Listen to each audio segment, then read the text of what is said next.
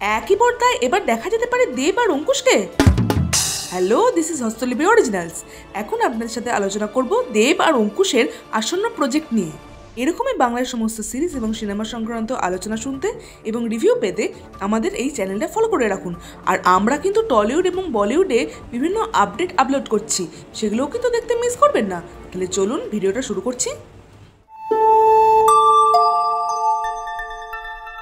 হস্তলিপি originals, the ultimate filmy dose.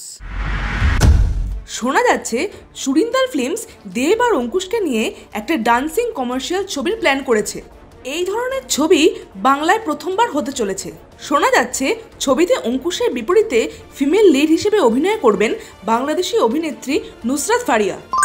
তবে দেবের বিপরীতে কে থাকবেন সে বিষয়ে কোনো আপডেট জানা যায়নি।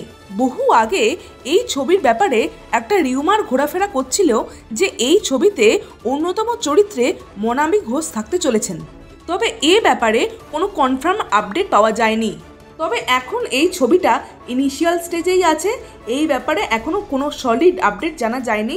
ছবিটা এলেও আসতে পারে 2026-এ এবং এই ছবিতে সম্ভবত সুরিন্দার ফিল্মসের পাশাপাশি দেব এন্টারটেনমেন্ট ভেঞ্চার্স এবং অঙ্কুশ হাজরা মোশন পিকচার্স থাকতে পারে। এই ছবির ব্যাপারে কোনো সলিড আপডেট না পাওয়া গেলেও অঙ্কুশ এই ছবি সম্বন্ধে বিভিন্ন ইঙ্গিতপূর্ণ কথা বলেছেন তার সোশ্যাল মিডিয়া প্ল্যাটফর্মে। তাহলে দেব আর অঙ্কুশকে একই ছবিতে নাচতে দেখতে আপনারা কতটা এক্সাইটেড অবশ্যই কমেন্টে লিখে জানান। আর আমাদের এই ভিডিওটা লাইক করতে মিস করবেন না প্লিজ।